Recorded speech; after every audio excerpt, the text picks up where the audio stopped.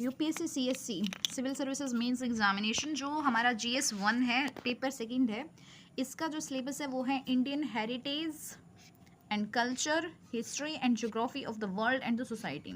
बेटा आपको पता है इंडियन हेरिटेज मतलब किस ज़माने में कौन सा मंदिर बना था, किस ज़माने में कौन सी स्मारक, कौन सी इमारत बनी थी, एंड कौन सा राजा हुआ था, उन सबको जो है पढ़ते पढ़ते याद रखते रखते बिल्कुल नानी दादी सब याद आ जाती है। ये मुहावरा है इसलिए नानी दादी याद आना बोल दिया। बट जो है जिस टाइम पे मेरा जन्म हुआ था उस टाइम पे आई थिंक 26 डेज़ के बाद जो है मेरी नानी की डेथ हो गई थी। एंड जब मैं बिल्कुल छोटी सी ही थी, आई डोंट नो कि मैं होंगी 4-5 साल की, उस टाइम पे मेरी दादी की डेथ हो गई थी। तो मुझे किसी की कोई याद नहीं है क्योंकि मेरे को पता ही नहीं कौन थी नानी दादी। लेकिन इसमें जो है सच में आपकी नानी दादी तो ज़रूर याद आ जाएगी जब आप याद करो कि हर्षवर्धन कौन था, राजा अशोक कौन था, अकबर कौन था, एंड ऑल इतने सारे राजा हुए, इतने सारे उन्होंने इमारत बनवाई, इतने सारे मंदिर बनवाए। Indian heritage, culture, history, geography of the world and society, ये सब याद रखना इज़ वेरी डिफ़िकल्ट टास्क। जिस टाइम पे मैंने 6th क्लास की बुक हिस्ट्री की खुद पढ़ा रही थी उस टाइम पे मैंने फेस किया स्ट्रगल की जब ये चीज़ मेरे को नहीं याद हो रही थी, ये छोटे छोटे बच्चों को कैसे मतलब याद रहेंगी। ठीक है, तो बहुत ही मतलब वास्ट सिलेबस है इसका। और बाई चांस आपका यूपीएससी क्रैक होता है तो है आप बिल्कुल महान, और बाई चांस नहीं क्रैक होता है तो भले ही आपने कुछ याद करा हो, आपकी जात जो है कोई नहीं पूछने वाला। क्योंकि आप घर वालों को जो है कितने ही पैसे कमा के दिलो ना तो वो रिस्पेक्ट करेंगे, सोसाइटी भी कुछ नहीं समझती, नेबर्स रिलेटिव्स कोई कुछ नहीं समझता।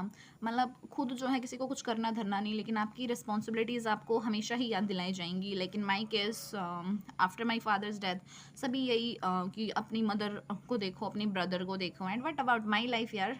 मतलब हर कोई जो है अपनी रिस्पॉन्सिबिलिटीज़ जो है हमें याद दिलाता रहता है। तो वैसे ठीक है, मतलब ये जो क्रिटिसिज्म है, ये आलोचना जो है, ये जो स्ट्रगल है, यही चीज़ है जो हमारे मन तन में जो है बिल्कुल आग लगाई रहती है कि यस मतलब आपको करना है करना है करना है, मतलब रास्ते से ट्रैक से जो है भटकने नहीं देती है।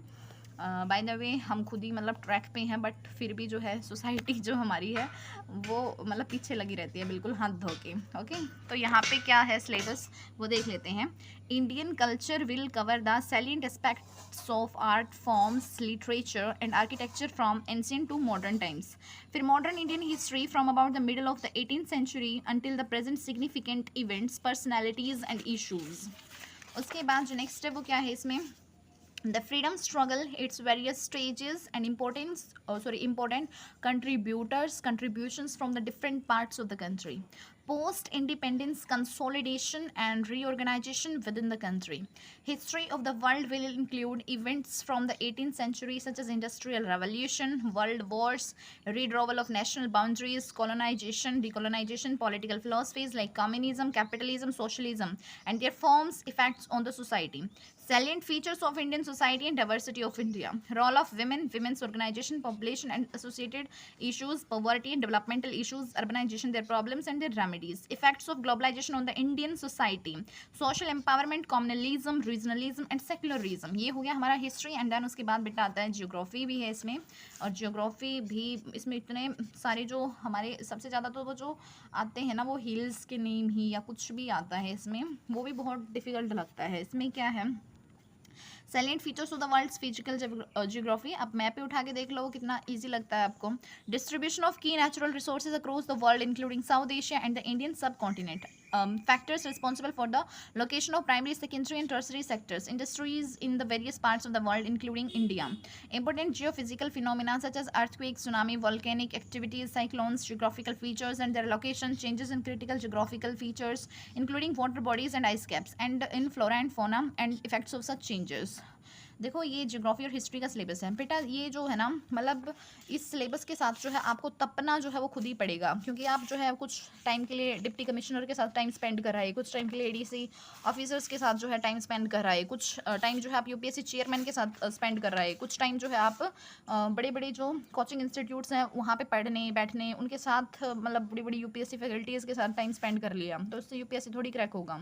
यूपीएससी क्रैक तो तब होगा जब ये सारी चीज़ें आपके दिमाग में बैठ जाएंगी, इनकी समझ समझ आपको आ जाएगी। तो ये समझ जो है वो विकसित करना, अब किसी को जो है ये समझ विकसित करने में जो है बस 1 ही साल का टाइम लगता है, जिससे उसका यूपीएससी क्रैक 1 साल में ही हो जाता है। किसी को जो है कुछ दिमाग ऐसे होते हैं जिनको समझने में जो है 2 साल लगता है, किसी को 3 साल लगता है, किसी को 4 साल लगता है। देखो भगवान ने सबको अलग अलग इंडिविजुअल डिफरेंसेस दिए हैं, सबकी काबिलियत, कैपेबिलिटीज़, पोटेंशियल सब कुछ अलग अलग फिट किया है।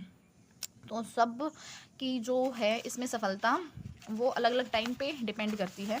तो उस टाइम के दौरान जो है आप कैसे कैसे मतलब फेजेस से गुजरोगे, क्योंकि बिल्कुल आप जो है तपोगे, बिल्कुल तपोगे, ठीक है। क्योंकि घर और पड़ोसी, रिश्तेदार, सोसाइटी, वर्क प्लेस, कोई भी आपसे जो है फुली सेटिस्फाइड नहीं रहता है, क्योंकि हर कोई जो है वो बिल्कुल परफेक्ट नहीं होता है। 70 कमियां जो है आप में गिना दी जाती हैं, और आपकी जब बाई चांस आप सफल हो जाते हो तो आपके अंदर बेशक 70 कमी हो, वो सब जो है छुप जाती हैं, ढक जाती है। फिर उस दिन कोई कुछ नहीं पूछता कि आपने 5 साल में सफलता हासिल की है या 10 साल में हासिल की है, कोई मतलब नहीं, बस उनको जो है सफलता दिखती है। और उस सफलता के लिए जो है आप कैसे कैसे तप रहे हो, कैसे कैसे जूझ रहे हो, कहाँ कहाँ भूखे मर रहे हो, कहाँ कहाँ आपने जो है अपनी ख्वाहिशों को मारा है, उस चीज़ से किसी को कोई फ़र्क नहीं पड़ता, कोई मतलब नहीं है। इसलिए आप जो है सही लाइन पे हमेशा ही रहिए और मेहनत करते रहिए। अगर मेहनत करोगे तो सफल ज़रूर होगे।